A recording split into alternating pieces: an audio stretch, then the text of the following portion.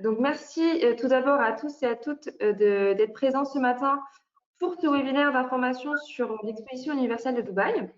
Et voilà, nous sommes très heureux de vous accueillir ce matin. Donc tout d'abord, des petites règles de bonne conduite, on peut appeler ça, pour que le webinaire se passe bien. Donc merci à toutes et à tous, surtout aux participants, de couper micro et caméra, voilà, pour éviter tout problème de bande passante. Ensuite, pour les intervenants, bien sûr, n'hésitez pas à laisser votre caméra et vos micros ouverts. Ensuite, pour ce webinaire, nous avons le plaisir d'accueillir plusieurs intervenants qui vont vous faire la présentation, notamment du pavillon France, avec Monsieur Linquier, qui est commissaire général du pavillon France. Quelques mots en introduction du nouveau président de l'Intec, Monsieur Franck Desmond, qui est avec nous. Puis ensuite, nous aurons le plaisir d'avoir une présentation plus détaillée de l'exposition universelle par Marie-Christine et par Lucien, qui sont experts sur le voyage et notamment les Émirats arabes unis. Donc, merci à tous. Je pense qu'on va pouvoir commencer. Donc, Franck, voilà, excusez-moi, un petit problème technique sur le PowerPoint. Donc, quelques mots de Franck Desmond, qui est du coup le nouveau président de l'Intec. Donc, Franck, je te laisse prends la parole. C'est gentil. Merci, Charline. Monsieur le commissaire général, monsieur Linguier, donc Madame de Varienne, Monsieur Laloum, bonjour à toutes, bonjour à tous. Nous sommes heureux, dans quelques mots, nous sommes heureux de vous accueillir dans ce webinaire. Comme nous serons très heureux de partager avec vous cette expérience exceptionnelle. Pour nous, pour l'Intec, c'est un moment important parce que dans l'ADN de l'Intec, il y a des valeurs humaines importantes, remarquables, constantes dans la durée. Je rappellerai simplement que notre organisation fêtera bientôt l'an prochain ses 50 bougies. Je fais référence à quelques valeurs qui sont pour nous très importantes, celles qui nous rassemblent, comme par exemple la passion de l'acte de construire, la convivialité, l'amitié. L'Intec est donc ravi d'organiser des événements fédérateurs comme celui qui vous est présenté aujourd'hui, celui qui nous attend à Dubaï, qui nous permettra de découvrir des choses exceptionnelles, d'allier le plaisir de découvrir, le plaisir de voyager, le plaisir de partager. Cet événement, en fait, que l'on souhaite le plus fédérateur possible, sera une très belle expérience pour nous tous. L'Intec souhaite le partager avec ses adhérents, les amis des adhérents, donc nos amis.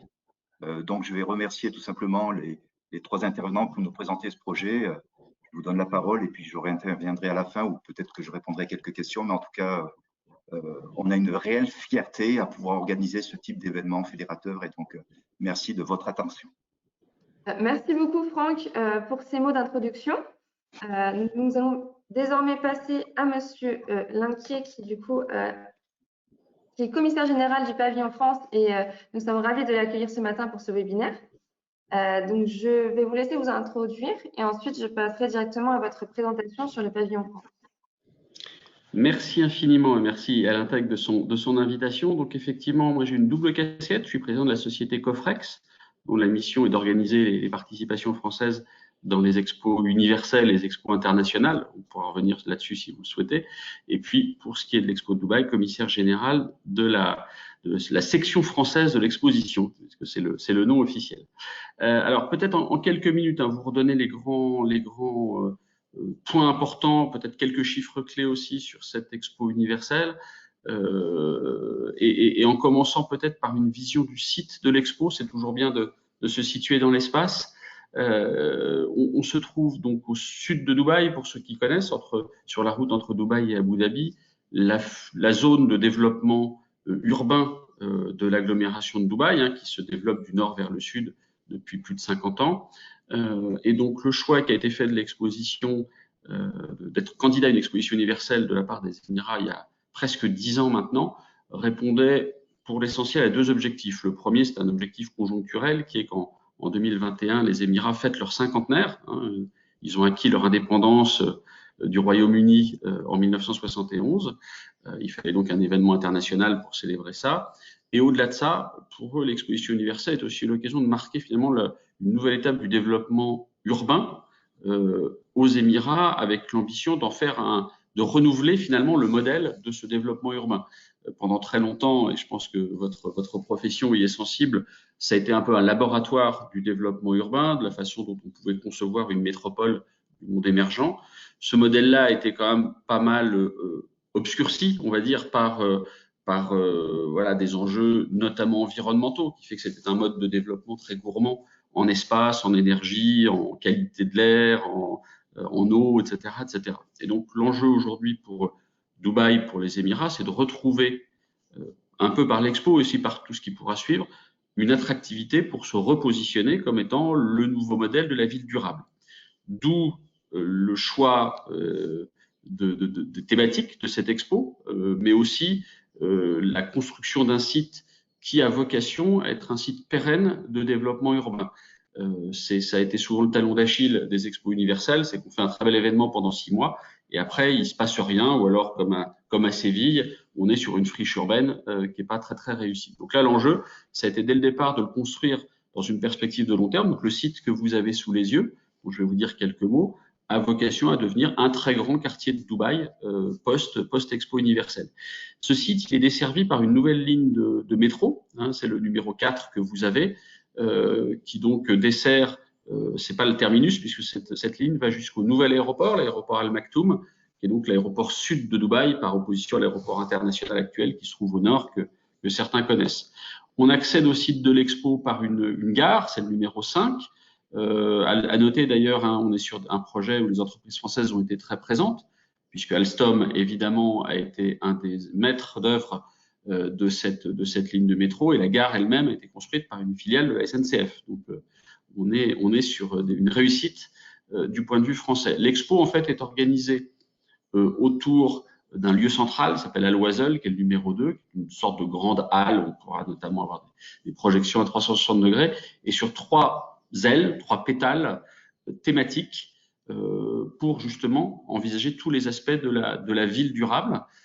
Opportunités autour des enjeux d'éducation, de modèle économique de la ville, durabilité, et les enjeux notamment énergétiques, et mobilité, parce que, et c'est pour ça d'ailleurs qu'on a fait le choix côté français de se trouver dans cette aile, c'est notre pavillon, c'est le numéro 1, parce que la mobilité est au centre des enjeux du développement urbain. C'est vrai pour entre guillemets les vieilles villes comme les nôtres, que pour les métropoles des pays émergents qui tous sont confrontés aux enjeux de la pollution des transports, des engorgements urbains et de la nécessité de recréer de la fluidité dans les déplacements. Donc voilà le site, hein, pour vous donner un ordre de grandeur, on est à peu près sur 450 hectares au total. Alors ça inclut les parkings, donc je triche un peu, mais le site proprement dit de l'expo, c'est pas loin de 250 hectares, 2 pavillons nationaux, 193 pays participants, et ça me permet de passer sur les quelques chiffres de l'exposition universelle. 193 pays participants. C'est la première fois, hein, qu'on a autant de pays qui participent à une expo universelle. Milan, que vous citiez, c'était 140 pays. Donc on voit bien qu'il y a un saut qualitatif. J'ai parlé de la superficie tout à l'heure. C'est évidemment la première expo organisée dans la zone, puisqu'on a eu Shanghai en 2010, on a eu Milan en 2015, on aura, je l'évoquais un peu avant, Osaka en 2025. C'est effectivement la première fois que dans cette zone du Moyen-Orient, de l'Asie du Sud-Est, on a une expo universelle. C'est évidemment un symbole important. Quelques chiffres aussi sur les visiteurs. La prévision d'origine était de 25 millions de visiteurs. On est passé sur 25 millions de visites. Ça permet de prendre en compte les visiteurs récurrents, notamment les visiteurs locaux et régionaux qui viendront à plusieurs reprises. Un objectif qui a été maintenu, hein, malgré évidemment l'incertitude autour du Covid, qui est aujourd'hui quand même assez largement levé aux Émirats même, hein, puisque comme vous le savez, c'est un pays où la vaccination touche la quasi-totalité de la population, mais avec une inconnue sur une des origines de visite. Comme vous voyez, c'était dans les prévisions initiales la première origine des visiteurs. Les visiteurs indiens, évidemment, aujourd'hui, n'ont pas accès aux Émirats. Et donc, ce sera une des grandes incertitudes. 80% de grand public, 20% de visiteurs professionnels, une proportion importante, hein, de visiteurs professionnels qui est liée au fait que beaucoup de congrès professionnels, vous le savez peut-être, sont organisés aux Émirats chaque année. Avant la crise actuelle, c'était derrière Paris le 2e lieu d'organisation au monde d'événements professionnels. Et donc, évidemment, tout ça attire des visiteurs à l'Expo universelle.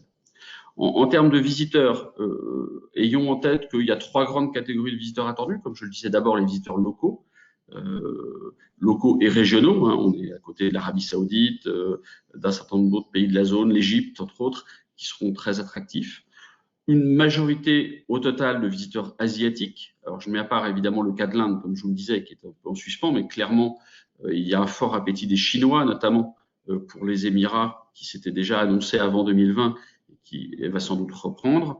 Et puis on sait que traditionnellement, les Coréens, les Japonais, les pays de l'ASEAN sont toujours très friands des expos universelles. Puis le dernier bloc, c'est l'Europe, 20% à peu près de visiteurs européens, beaucoup de Britanniques, beaucoup d'Allemands, on l'espère aussi des Français, des Italiens, des Espagnols. Mais voilà, ce sera les 3 grands blocs de visiteurs pendant les 6 mois d'expo.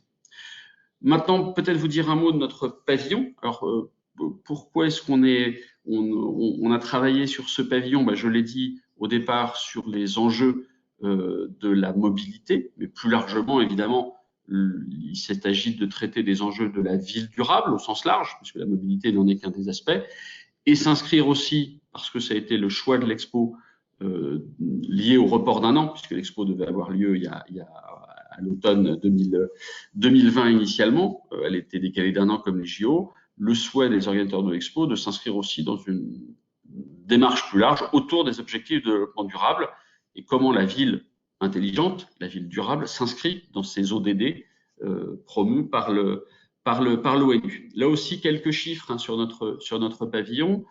Donc 5000 mètres carrés au total d'espace d'accueil, 21 mètres de hauteur. Lucien Laloum pourra en parler. On est un des bâtiments les plus hauts de l'expo. On a une très très belle vue sur l'ensemble de l'expo. Et un bâtiment qui se veut durable à plusieurs égards. D'abord dans sa construction, je commence par là puisque je pense que c'est un sujet auquel vous serez sensible, durable dans sa construction parce que effectivement nous avons 70% à peu près de production énergétique pour couvrir nos besoins de consommation, parce qu'on a des systèmes de recyclage des eaux grises qui nous permettent notamment d'avoir une 40aine d'arbres sur notre parvis pour mettre un peu de verdure dans un monde qui est quand même assez minéral, et puis surtout durable par sa conception et, je l'espère, son avenir.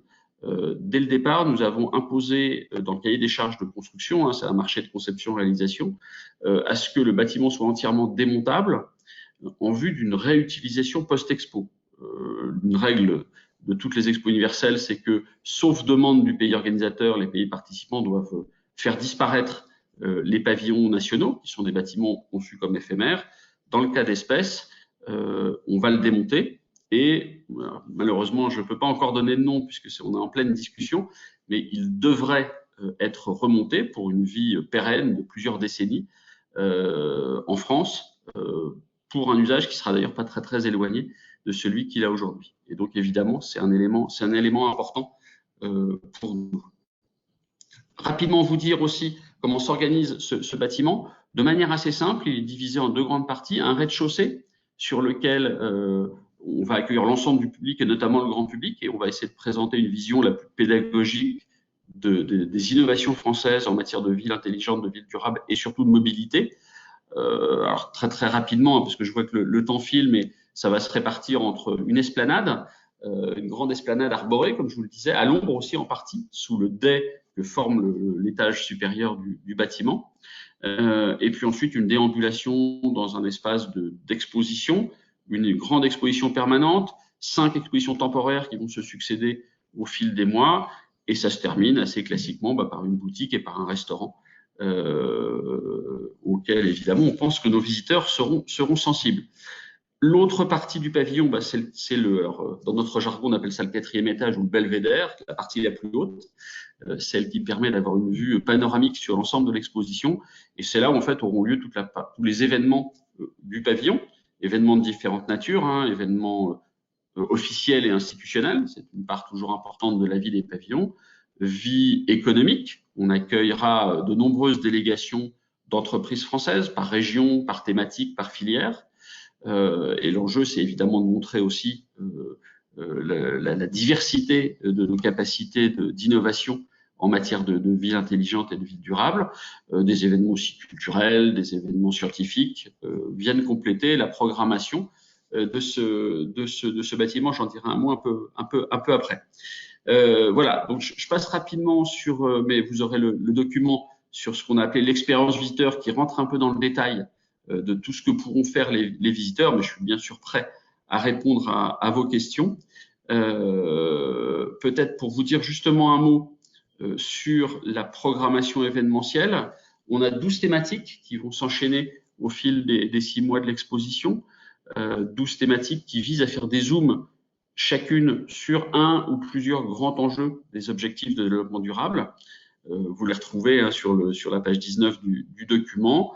Ça partira de la biodiversité au début de l'exposition pour s'achever avec l'eau et les océans au mois de mars 2022, et avec quelques thématiques fortes, bien évidemment la thématique des villes et des villes et territoires durables de demain.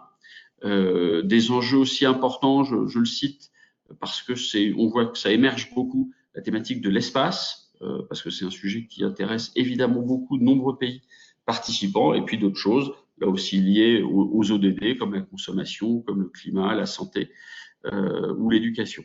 Donc, au fil de ces quinzaines, vont se dérouler chaque jour des événements sur le pavillon, là encore avec un prisme culturel, un prisme économique, un prisme scientifique.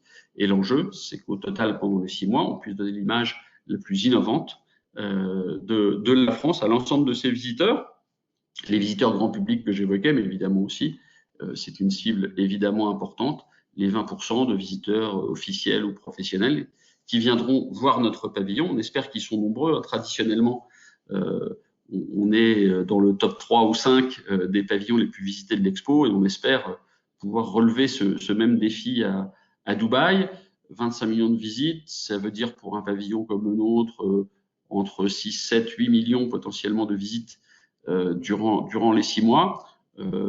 Si je ramène ça à la journée, ça veut dire qu'entre 20 et 30 000 visiteurs par jour visiteront notre pavillon. Donc, vous voyez qu'en termes logistiques, c'est aussi un défi important, mais c'est aussi l'occasion de montrer l'image la plus prometteuse de ce que savent faire nos entreprises, nos territoires et nos créateurs autour de la ville intelligente et de la ville durable. Et tout ça, évidemment, est fait sur notre pavillon, mais plus largement, c'est une programmation événementielle qui est portée par l'ensemble de l'Expo universelle, et ces différentes séquences que j'évoquais sur le pavillon, on les retrouvera sur l'ensemble des pavillons nationaux, puis sur des espaces communs qui sont gérés par l'exposition universelle. Peut-être un petit mot pour terminer sur une journée qui sera importante pour nous, la journée du 2 octobre. C'est une tradition de nos expos universelles, on célèbre des journées nationales et chaque pays participant est à l'honneur pendant une journée. Les Émirats nous ont fait un cadeau empoisonné, si j'ose dire, un cadeau parce qu'évidemment, on sera le premier pays à célébrer cette journée nationale le 2 octobre. Donc c'est quand même, en termes de visibilité, c'est évidemment très important. C'est un peu un cadeau empoisonné parce que être le pays à l'honneur le lendemain de l'ouverture d'une exposition, alors que sur certains sujets, on essuiera, j'espère encore peu, mais malgré tout, on essuiera un peu les plâtres. C'est un vrai défi logistique, mais on s'est dit que le jeu en valait la chandelle. Et donc, j'allais dire, le 1er octobre sera la journée d'ouverture et la journée de la France sera le 2 octobre prochain. Voilà, j'ai essayé d'être le plus rapide possible, mais bien évidemment prêt à répondre à toutes les questions que vous inspirerait cette présentation. Merci beaucoup pour cette présentation. Donc, dans tous les cas, comme l'expliquait M. Linquier, nous allons vous envoyer le PDF qui est plus détaillé. Vous aurez tous les éléments sur le pavillon France. N'hésitez pas si vous avez quelques questions concernant les explications et le pavillon France. Je pense qu'on va pouvoir passer à la présentation de l'exposition en général par Marie-Christine.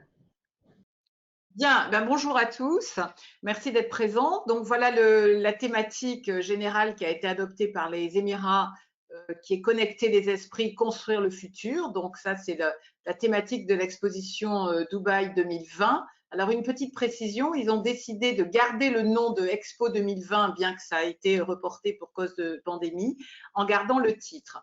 Donc rapidement, je voulais vous expliquer ce logo parce qu'il est très intéressant. Il faut savoir que le cheikh de Dubaï a découvert à quelques kilomètres de la ville un site qui remonte à l'âge du fer, qui est en plein milieu du désert, un site archéologique qui s'appelle Saruk al-Hadid. Et dans ce site qui était consacré à la construction, à la fabrication d'objets, notamment des objets en or, eh bien, on a trouvé une bague, une sorte d'anneau avec des perles. Et si vous voyez les deux anneaux que vous avez au centre de ce logo, des anneaux dorés, il y a deux anneaux en or qui rappellent cette bague qui a été trouvée. Et si on compte, eh bien, il y a 20 perles, 20 pastilles dans les deux cercles. Voilà, donc c'est tout un symbole. Donc 20-20, et donc ils ont décidé de garder ça. Voilà. Alors, maintenant, ma suivante. Ah, j'ai un petit problème. Pour passer la diapo. Voilà. Voilà. Donc, voilà les dates de l'exposition. 1er octobre 2021 au 31 mars 2022. Une exposition universelle, ça dure toujours 6 mois. Et il y a 3 sous-thèmes qui sont mobilité, durabilité et opportunité. Donc, les pays ne vont pas choisir de se répartir par répartition géographique, mais plutôt en choisissant un de ces sous-thèmes. C'est donc la France qui a choisi, par exemple, d'être sur la mobilité. Alors, si vous ne connaissez pas la situation géographique des Émirats, eh bien, je vous montre la péninsule arabique. Cette péninsule arabique qui regroupe 7 pays, qui sont 7 États, 7 entités bien différentes, avec un très grand pays qui est l'Arabie saoudite, qui couvre la majorité de cette péninsule. Ensuite, vous avez le Koweït, qui est donc un État indépendant, Bahreïn, pareil, un État indépendant, le Qatar, les Émirats arabes unis, où nous irons, Oman et le Yémen. Les 6 premiers pays forment le GCC, c'est-à-dire le Conseil de coopération du Golfe. Comme nous avons l'Union européenne, eh bien, ils se sont regroupés. Le Yémen, par contre, n'en fait pas partie. Si on s'intéresse maintenant à la carte des Émirats, vous avez donc les Émirats arabes unis qui sont 7 Émirats, en fait, avec Abu Dhabi comme capitale, Dubaï qui est le deuxième Émirat par la taille, mais le plus nombreux en population, puisque Dubaï, il y a 3 millions d'habitants.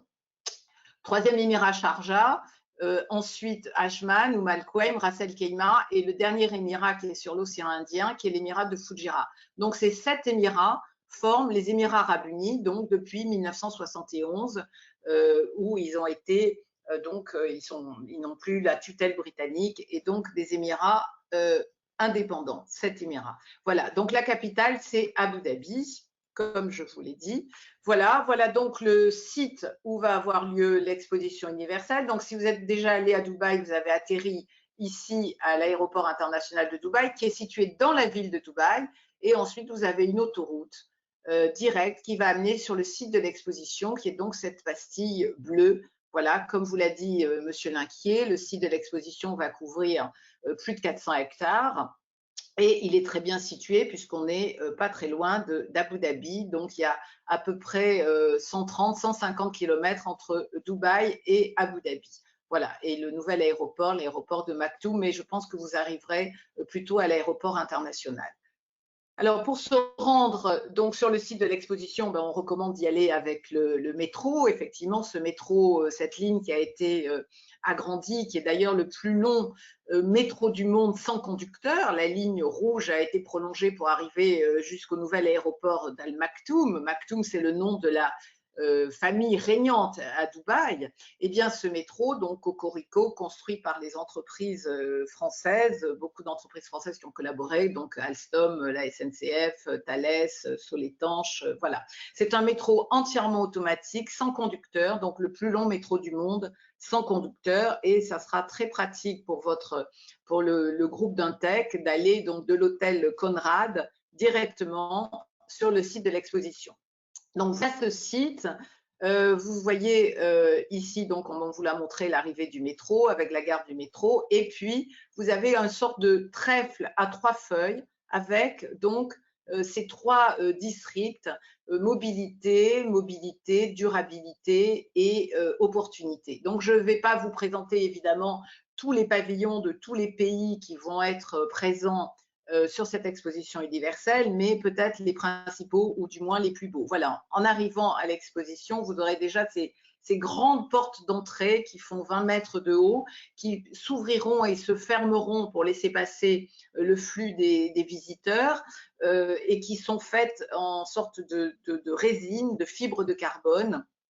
Ça sera assez spectaculaire. Donc l'arrivée va se faire par cette place qui s'appelle Al-Wasl. Alors il faut savoir que en arabe, Al-Wasl, ça veut dire l'arrivée. C'est une place gigantesque qui va être le point de passage incontournable. Et là où il va y avoir 200 projecteurs qui vont mettre des images en permanence sur tout ce qui va se passer, les journées thématiques par pays, toutes les informations qu'il va pouvoir y avoir. Ça va être assez spectaculaire. Et l'architecte qui a construit ce dôme s'appelle Adrian Smith. C'est celui qui a construit la tour la plus haute du monde à Dubaï, qui est la tour de Burj Khalifa. Je vais vous montrer quelques photos un petit peu plus loin.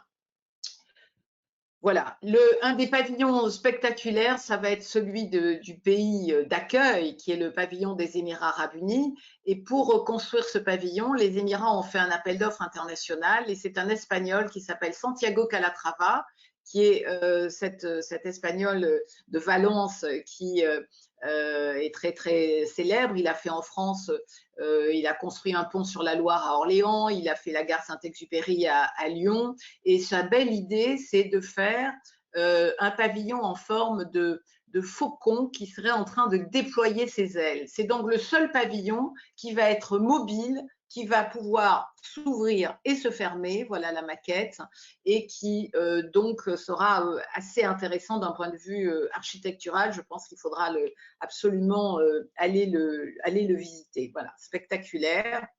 Alors, voilà, quand on circulera dans l'exposition, il faut vous dire qu'à Dubaï, c'est un pays chaud. D'ailleurs, la température, aujourd'hui, vous voyez, en ce moment où je vous parle, il fait 36 degrés à Dubaï, mais pendant l'exposition, pendant votre séjour, c'est-à-dire fin octobre, début novembre, la température sera beaucoup plus clémente.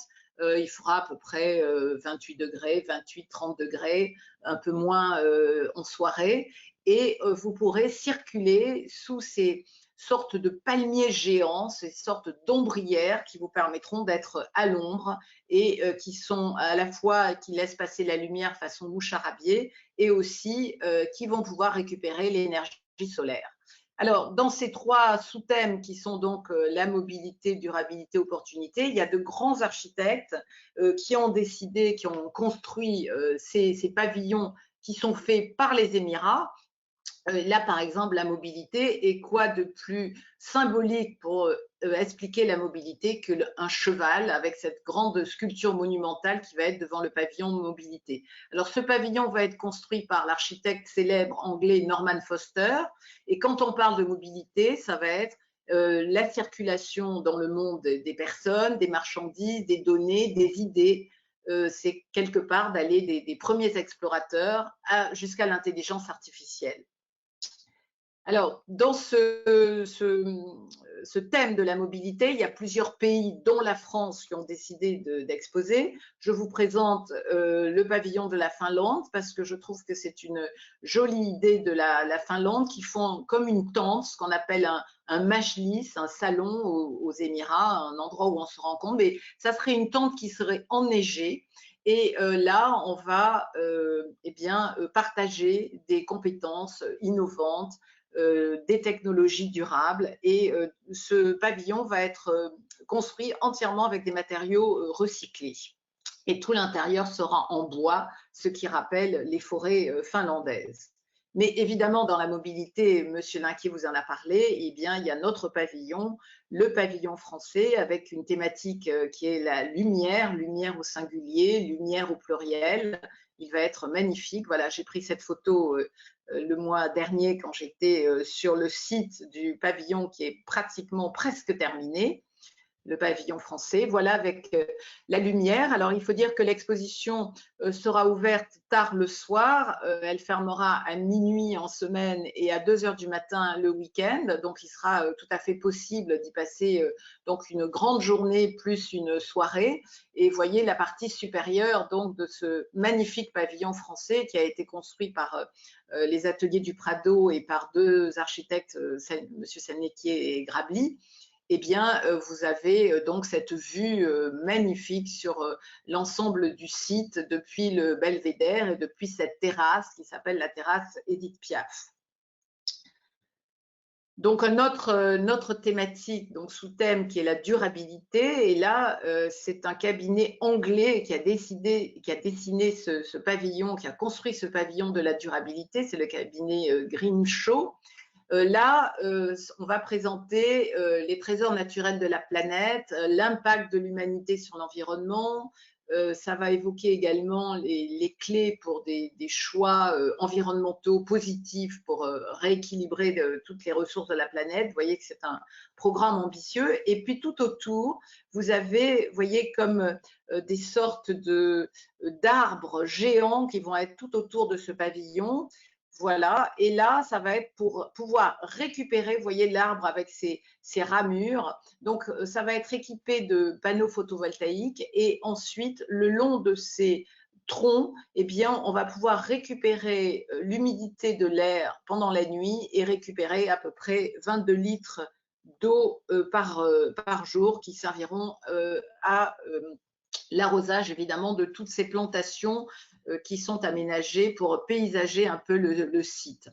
Dans cette thématique de la durabilité, je vous présente le pavillon des Pays-Bas qui va être un peu transparent et on aperçoit à l'intérieur de ce pavillon comme un cône qui en fait, voilà, ça représente bien les Pays-Bas avec cette ferme verticale, cette agriculture hydroponique, cette agriculture verticale où on va unir l'eau, l'énergie et également de quoi se nourrir, puisque voilà, les Pays-Bas, c'est aussi beaucoup de légumes qui poussent de cette façon.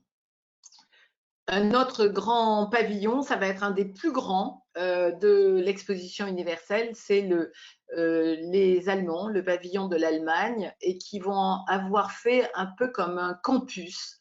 Alors, donc ça va concerner tout ce qui est idées, évidemment, innovation environnementale, et puis vous voyez différents niveaux. Alors à chaque fois, les architectes qui sont choisis sont évidemment des architectes qui sont de chaque pays. Donc là, c'est encore le cas. Je continue avec le troisième sous-thème qui est le pavillon de l'opportunité. Alors l'opportunité, donc voilà, avec ces structures qui sont complètement décalées.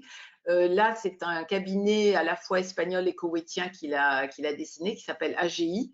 Et là, on va à l'intérieur expliquer comment des décisions individuelles peuvent affecter des causes mondiales et en quoi la collaboration est une des clés pour un monde meilleur et quelque part être acteur du changement. Alors, parmi les pavillons spectaculaires qu'il ne faudra pas manquer de visiter, je pense que celui du Royaume-Uni va être vraiment tout à fait étonnant, puisque là, il va s'appeler Poème et il va être, alors c'est pas un architecte qui l'a dessiné, mais là c'est une femme qui est en fait designer et qui a fait comme des sortes un grand cône avec des lamelles sur lesquels il y a un poème qui va s'inscrire. Alors, c'est à la fois une interaction entre les visiteurs qui vont pouvoir écrire un mot. Ça va être donc un poème évolutif qui va être fait par les visiteurs et par l'intelligence artificielle. Ça va être, je crois, assez spectaculaire. Et donc, à l'intérieur, c'est cette thématique d'innover pour un avenir qui va être partagé avec l'intelligence artificielle et aussi le secteur spatial. Alors, en parlant de secteur spatial, je ne vous l'ai pas dit, mais il y a 2 parrains pour le pavillon français. C'est Thomas Pesquet notre célèbre astronaute qui nous regarde en ce moment, et Jessica Préal-Pato, Jessica qui est la chef pâtissière du restaurant Alain Ducasse au Plaza Athénée et qui a été élue la meilleure pâtissière du monde en 2019. Voilà, donc je reviens sur ce pavillon spectaculaire et également le prochain avec le pavillon du Japon. Le pavillon du Japon, eh bien, comme vous l'a dit Monsieur Linquier, c'est le prochain pays hôte de l'exposition universelle qui sera en 2025 à Osaka. Eh bien là, ils ont construit un pavillon qui va être un hommage à la route de la soie qui reliait le Moyen-Orient et le Japon, avec l'eau, le vent, la lumière et ces pliages qui rappellent les origamis, qui sont ces pliages en papier japonais. Donc vraiment, on va retrouver donc cet esprit très japonais ici. Alors quand on va sur le site de l'exposition universelle, je vous ai dit que ça serait fermé très tard le soir, donc on pourra y passer la soirée. Il est prévu des nombreuses animations, feux d'artifice, comme vous pouvez le voir ici, comme seul Dubaï sait les organiser. Et je ne doute pas que ça va être assez spectaculaire avec toutes ces animations qui sont prévues par jour. Ils attendent à peu près 300 000 visiteurs jour, 25 millions de visites en tout, et je pense qu'ils vont tenir les paris. Le cheikh de Dubaï, Cheikh Mohammed, a promis qu'il allait étonner le monde, et moi qui l'ai rencontré à quelques reprises quand j'ai habité à Dubaï, je pense qu'il va tenir son pari. Alors, pour votre voyage, pendant votre voyage, votre séjour à Dubaï, ça sera l'occasion, en dehors des 2 journées consacrées à l'exposition universelle, de découvrir un peu la ville. Donc, voici Dubaï avec cette partie ancienne, avec les tours à vent que vous apercevez, et puis ces petits bateaux que vous prendrez qui s'appellent des abras qui traversent la crique de Dubaï. Ensuite, évidemment, Dubaï est connu pour son architecture avec des tours spectaculaires comme là, les 2 Emirates Towers, qui sont 2 tours qui dépassent toutes les 2 les 300 mètres de haut, que vous verrez immanquablement parce qu'elles sont situées à proximité de votre hôtel. Bien sûr, le fameux hôtel Burj Al Arab, qui est cet hôtel construit sur une île artificielle et qui est un hôtel très luxueux avec que des suites et pas des chambres, dont la plus petite suite fait 170 mètres carrés. Magnifique. Bien sûr, la tour de Burj Khalifa, où vous aurez l'occasion de monter au 124e étage et 125e étage. Donc, cette tour qui fait 828 mètres de haut, qui a donc été construite par cet architecte qui s'appelle Adrian Smith. Ensuite, voilà, on revoit les 2 Emirates Towers que je vous ai présentés. Et puis là, le musée du futur. Ce musée, cette construction extraordinaire que l'on doit à un architecte sud-africain qui s'appelle Sean Killa, qui doit ouvrir dans quelques semaines et qui donc sera musée du futur. Et là, vous voyez cette calligraphie, ces poèmes qui sont calligraphiés, et la construction est vraiment spectaculaire. Ce voyage aux Émirats sera aussi l'occasion de découvrir la capitale fédérale, qui est la ville d'Abu Dhabi. Et à Abu Dhabi, voilà ce que vous pourrez visiter, qui est donc ce palais qui s'appelle le Qasr Al Watan, qui est le palais présidentiel. Et c'est très rare d'avoir un palais présidentiel qui soit ouvert au public. Il est tout en marbre, or, vraiment, il est extraordinaire, en plein cœur d'Abu Dhabi. Vous pourrez le visiter. À Abu Dhabi, bien entendu, vous verrez le Louvre d'Abu Dhabi, ce Louvre qui a été construit par notre architecte Jean Nouvel, avec ce dôme qui est façon moucharabier, qui fait 180 mètres de large et qui est vraiment magnifique, qui laisse passer la lumière avec ses 8 couches superposées d'acier et tous ces bâtiments qui sont posés sur l'eau, qui sont avec en tout, il y a 55 salles, qui est vraiment une architecture extraordinaire, et les collections bien sûr du Louvre. Voilà, la belle idée de Jean Nouvel, c'est qu'effectivement la lumière passe à travers ce dôme. Il y a toutes sortes de patios à l'intérieur, et la lumière va se refléter selon les heures de la journée et le soleil, ou bien la nuit, on n'a jamais la même lumière. Alors, ce Louvre, c'est vraiment un incontournable maintenant, c'est devenu un must. C'est un musée universel, ce n'est pas comme le Louvre à Paris, puisqu'on va avoir des pièces de la haute antiquité pour aller jusqu'à l'art contemporain. Donc là, vous avez cette princesse de Bactriane, 3000 ans avant Jésus-Christ, cette Vierge à l'enfant de Giovanni Bellini, 15e siècle, et puis ce tableau de jeune émir lisant de Osman Hamdi B. Voilà, donc c'était vraiment un concept un peu différent de celui de Paris. La France a signé un partenariat de 30 ans avec les Émirats arabes unis, ce qui leur donne le droit d'avoir, entre autres, le nom de Louvre Abu Dhabi. Et puis, la dernière chose que vous visiterez à Abu Dhabi, au coucher du soleil, c'est donc cette photo qui est telle que vous pourrez voir, c'est la grande mosquée Sheikh Zayed. Sheikh Zayed, c'est lui qui a créé les Émirats arabes unis en convainquant les 6 autres cheikhs de s'associer et de former cette fédération, donc en 1971. C'est pour ça que nous allons fêter les 50 ans le 2 décembre 2021, ça sera les 50 ans de la fédération. Et là, cette mosquée est absolument magnifique. Elle est toute en marbre blanc avec ses 4 minarets, 86 dômes. Et vous pourrez aller visiter l'intérieur de cette mosquée. C'est donc sur ce très beau coucher de soleil que je vais terminer pour laisser la parole à Lucien Laloum maintenant et ensuite répondre à vos questions si besoin. Et je vous donne rendez-vous à Dubaï fin octobre. Merci beaucoup Marie-Christine. Donc je vais laisser du coup, on va laisser la place à Lucien Laloum pour vous présenter plus en détail le voyage. Paul, tu essayes de récupérer la main, s'il te plaît? Bon. Paul, bon, tu es là? Paul? Voilà, très bien. OK. Donc, d'abord, je remercie les 2 intervenants qui sont passés avant moi, et ça va être un peu dur de passer après vous maintenant. Mais je tiens aussi à remercier l'Intec de m'avoir confié ce voyage et ce séminaire sur Dubaï. Alors, nous avons essayé de vous amener le plus et de vous offrir le plus de visites possibles pendant ces 5 nuits, 7 jours qui va se passer donc sur Dubaï et l'exposition. D'abord, le premier choix, c'est le choix de l'hôtel. C'est un hôtel. Alors, pardon, avant, il faut d'abord partir. Nous avons choisi la compagnie Emirates parce que c'est une des compagnies, une des meilleures et l'incontournable sur Dubaï. Vous verrez, le confort, même en classe économique, est assez exceptionnel. Donc, ça, c'est vraiment assez positif au niveau du départ. Alors, l'avantage aussi, c'est que c'est un vol qui partira dans l'après-midi, ce qui vous laissera aux personnes de province de rejoindre tranquillement Paris, Charles de Gaulle, pour partir sur Dubaï. L'hôtel, on a choisi le Conrad Hilton Hotel pour une simple et bonne raison.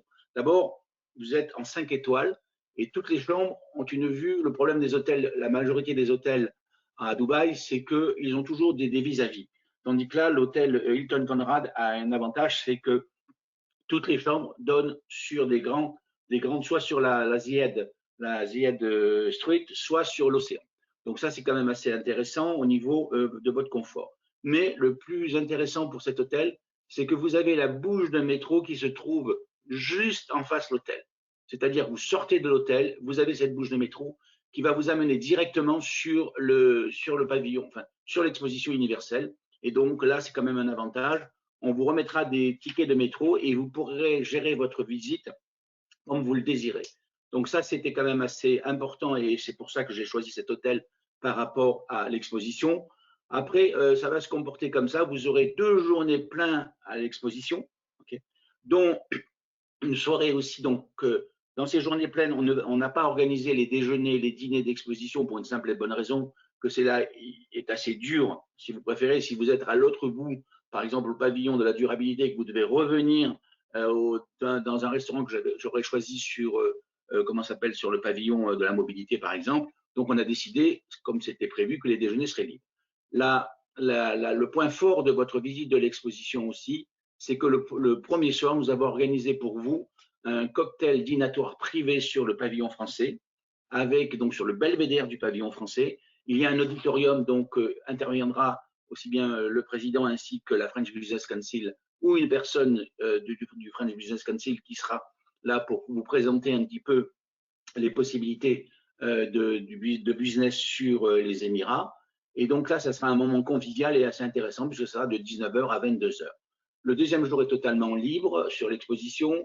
Par contre, ce que nous pouvons vous passer avant votre arrivée, c'est le détail de tous les pavillons selon leur choix, durabilité, mobilité, opportunité, et vous ferez votre choix parce que nous avons, grâce à Marie-Christine et au pavillon français, nous avons réussi à avoir tous les thèmes et des différents pavillons. Donc, vous choisirez vous-même le choix de faire ces pavillons. La suite, après, c'est la visite de Dubaï. Donc, une journée complète. Là, ce serait vraiment de l'architecture avec une visite complète de Dubaï, des principaux monuments, monter à la Burj Khalifa. Nous allons aussi déjeuner à l'Observatory, qui est un restaurant qui vous permettra de découvrir toute la Palme, et la Palme qui est donc comment ça s'appelle, qui est quand même un endroit assez exceptionnel par rapport à sa conception architecturale. Et puis après, l'après-midi, donc vous allez continuer cette visite architecturale. Et donc le soir, nous allons vous faire dîner près des fontaines illuminées pour passer aussi un agréable moment. Pour la fin de votre voyage, ça sera bien entendu Abu Dhabi. Nous allons partir sur Abu Dhabi avec une visite. Et là, vous aurez une visite personnalisée du musée du Louvre avec une personne qui vous présentera les différentes salles. Et bien sûr, une présentation architecturale à l'extérieur du pavillon français. Du pavillon, pardon, du Louvre, excusez-moi. Après, vous allez aller déjeuner soit au Louvre, soit à Emirates Palace, qui est quand même un endroit assez privilégié à Abu Dhabi. Puis après, vous irez voir le palais présidentiel.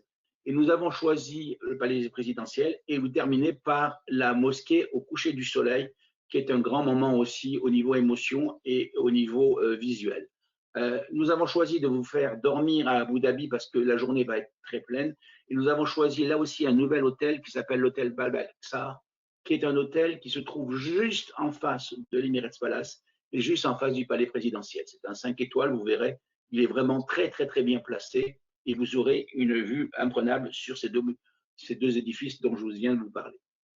Le jour 6, nous avons décidé de vous permettre soit de rester toute la journée, puisque le vol est que dans la soirée du jour 6 et jour 7, c'est-à-dire que le vol est à 3h15 du matin.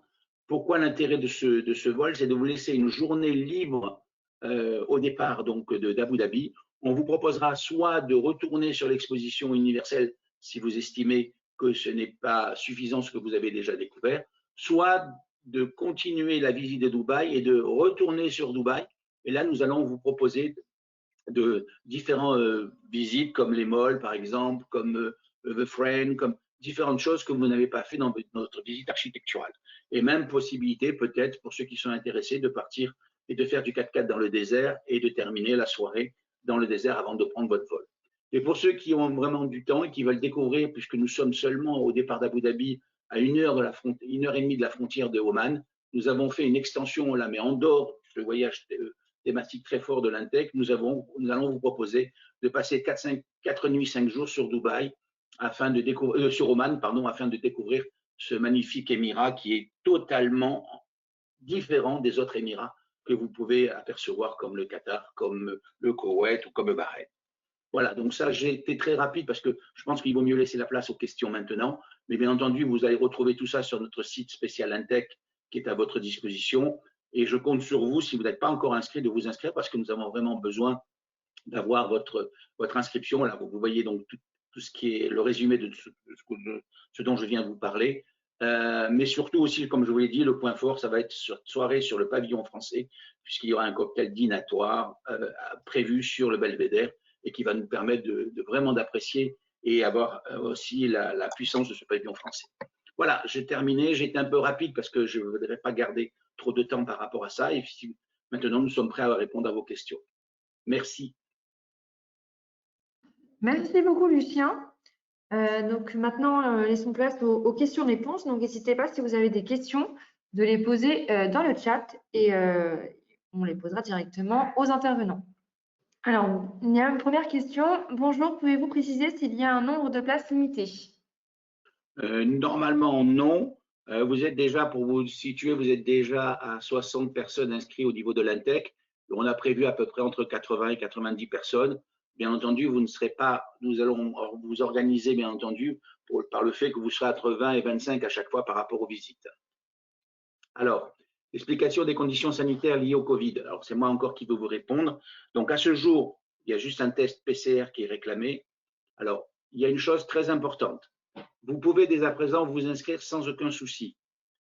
Étant donné que nous nous engageons, nous, Bleu Voyage, si, dans deux conditions, à vous rembourser tout votre voyage sans aucun frais, si par hasard Dubaï ne reçoit pas les ressortissants français, ou si la France interdit aux Français de se rendre à l'exposition de Dubaï. Je dis bien dans ces deux seules conditions. Sinon, vous avez une assurance annulation Covid qui est spéciale à la Covid, c'est-à-dire que si il vous arriverait par malheur d'avoir la Covid jusqu'au jour du départ, là, cette assurance vous prendra en charge pour le remboursement. Vous avez aussi, par contre, dans notre programme, l'assurance Covid rapatriement, c'est-à-dire que dans cette assurance, si par hasard, vous avez là aussi pris la Covid durant votre séjour à Dubaï, vous avez 15 jours pris en charge par votre assurance de bleu à tout frais payés, donc par rapport jusqu'à la hauteur de 1 500 €. Voilà. Donc là, vous n'avez aucun souci pour vos inscriptions. Nous avons besoin d'avoir la visibilité, bien entendu, ce qui est assez important pour nous pour faire des réservations définitives. Donc voilà, je crois avoir répondu. Alors, lorsqu'on est vacciné, pour l'instant, le test PCR est toujours obligatoire à ce jour. Okay, et je pense qu'il va rester jusqu'à l'entrée de l'exposition, mais bien entendu, en 3 mois, ça peut encore évoluer. Alors, pour le déplacement au niveau handicap, dans l'hôtel, il n'y a aucun problème. Tu me reprends, hein, Marie-Christine, si je dis une bêtise. Oui, non, c'est très facile. Là, je peux répondre parce que Dubaï est très sensibilisé sur le sujet et je peux vous dire que tout est prévu pour les personnes qui sont avec des chaises. Voilà, c'est vraiment très très bien organisé de ce côté-là. Et Monsieur Linquier, je pense qu'au pavillon français, c'est prévu aussi. Absolument. Tout est prévu pour. D'accord. Bon, ben c'est parfait. Une autre question, Charlène, que je n'ai pas vue? Oui, il y a une question de François Bayle. Est-ce que les vols de liaison, notamment Lyon-Paris, sont organisés par Bleu Voyage ou faut-il s'en charger individuellement? Non, non, dans votre forfait, le vol sur Dubaï est compris, hein, au départ de Paris. Mais du coup, la question, c'était le vol qui va faire Lyon-Paris et ensuite Paris-Dubaï. Mais est-ce que la liaison Lyon-Paris… L'acheminement est sur demande, d'accord, par rapport pour se rendre à Paris. Par contre, il existe un vol au départ de Lyon, mais qui vous obligerait à partir la veille, okay, qu'on pourrait vous proposer. Donc ça, il faut voir avec le bureau de Bleu, qu'on pourrait vous proposer, mais il faut partir un jour avant, parce que c'est un vol de nuit pour vous permettre de récupérer le voyage pour les autres qui récupéraient, qui venaient de Paris. Mais ça, vous interrogez Bleu Voyage à Lyon, il n'y a pas de souci, on vous répondra dont vous avez besoin. Merci beaucoup. Ensuite, il y avait une question. Pouvez-vous définir les termes d'invité, conjoint, collaborateur, etc.? Oui. Donc, l'Intec a décidé que les personnes de l'Intec qui font partie de l'Intec avaient la possibilité d'inviter une personne supplémentaire ou des amis ou des personnes qui seraient intéressées par ce voyage sur le plan architectural et avec l'Intec. Donc, c'est pour ça que c'est là où la différence. C'est-à-dire que l'Intec plus sa femme paierait le même prix, mais par contre, si vous avez une invitation extérieure qui ne soit pas de l'Intec, là, vous payez le supplément. Connaît-on l'horaire du départ pour les personnes qui ont pris l'extension à Oman? Du départ alors, vous allez partir, pour ceux qui ont pris l'extension de Oman, vous allez partir de Abu Dhabi en bus pour commencer votre circuit. C'est-à-dire que vous allez passer la frontière d'Abu Dhabi jusqu'à la frontière Oman et commencer votre circuit. C'est-à-dire avec les 4 jours dans le circuit pour terminer par Mascate. D'autres questions? Alors, il y a une question qui rejoint l'autre question de tout à l'heure. Quelles sont les conditions pour les invités de type famille, enfants et amis? Est-ce que vous y avez déjà répondu? Mais sinon, il vaut mieux interroger Bleu Voyage par rapport à ça. Ils sont tout au courant, hein, donc c'est beaucoup mieux. Comme ça, on vous donnera exactement comment ça va se présenter, parce qu'il y a des possibilités, si les enfants sont plus jeunes, de partager les chambres, puisqu'il y a des chambres familiales. D'accord? Oui, voilà. Il y avait une autre question de Madame Desforges sur le supplément, si c'était le même pour un enfant. Mais du coup, Ça vous conseillez. dépend de son âge, mais ça, je pense que c'est un peu plus technique. Il vaut mieux appeler Bleu Voyage et ils vous donneront les réponses à tout ça. D'accord. Ensuite, il y avait une question de Monsieur Sartor. Y a-t-il un code vestimentaire à respecter pour certaines visites? Vas-y, Oui, Marie-Christine. oui. Alors, le seul code vestimentaire, c'est quand on visite la mosquée, c'est uniquement pour les femmes, puisque les hommes n'ont pas de problème, enfin, à condition de ne pas être en bermuda, évidemment. Mais pour les femmes, il faut être en pantalon obligatoirement, avoir les bras couverts et un châle ou un foulard sur la tête. Voilà, il faut couvrir uniquement sa tête et pas de vêtements blancs, parce que le blanc est un peu transparent. Voilà, mais ça, on vous le redira bien avant d'aller à Abu Dhabi, de faire cette visite. Voilà. Et ensuite, je peux répondre aussi pour le circuit. Faut-il avoir une bonne condition physique pour le faire? Écoutez, ça va être des grandes journées de visite, mais je veux dire, on peut faire des pauses, etc. Enfin, quand vous ferez le plus fatigant sera peut-être effectivement les 2 jours à l'exposition. Sinon, c'est une condition physique normale, je dirais. Merci beaucoup, Marie-Christine. Il y avait une autre question sur la date limite d'inscription. Je pense pour Lucien. La question est simple, c'est-à-dire plus tôt vous inscrivez, c'est mieux pour nous, parce que nous pourrons au niveau réservation vraiment terminer et protéger tous vos départs. Mais disons que l'idéal, ça serait que nous ayons la fin des inscriptions jusqu'à la mi-juillet pour avoir vraiment une très belle visibilité. Sinon, alors pour répondre un peu plus exactement, bien entendu, nous accepterons les inscriptions 45 jours avant le départ. Mais c'est selon la disponibilité des places, bien sûr, aériennes et hôtels à ce moment-là. Mais jusqu'au 15 juillet, on aimerait bien que toutes les inscriptions soient faites. Bon, ben, je crois qu'on a fait le tour. On va libérer peut-être les personnes. Président, vous voulez terminer? Non, je tenais à remercier vraiment tout le monde pour la qualité de cette présentation. Je ne vais pas revenir sur mes propos introductifs, mais c'est un moment important pour notre syndicat. C'est un voyage exceptionnel. Je vais glisser un mot, puisque je n'avais pas prévu de faire l'extension, mais je vais élargir ma venue. Non, venez nombreux, c'est très important pour notre syndicat. C'est un moment magique, voilà, tout simplement. Je tenais vraiment à vous remercier tous les trois. Cette présentation était exceptionnelle et alléchante. Merci beaucoup, Monsieur Lenquier, d'avoir pris du temps pour nous présenter donc le pavillon français. Et merci Marie-Christine, qui est toujours aussi performante et toujours aussi intéressante. Voilà. C'était un plaisir et on sera ravis de vous accueillir. Merci beaucoup, Monsieur Lenquier. Merci énormément et venez nombreux. Au revoir. Au revoir. Merci beaucoup à tous. Donc, dans tous les cas, les informations vous seront envoyées par mail, avec le replay également, si vous souhaitez le revisionner ou voilà, le transférer à des personnes qui peuvent être intéressées par le voyage. Donc, on vous souhaite à toutes et à tous une très bonne journée et on espère vous retrouver à Dubaï.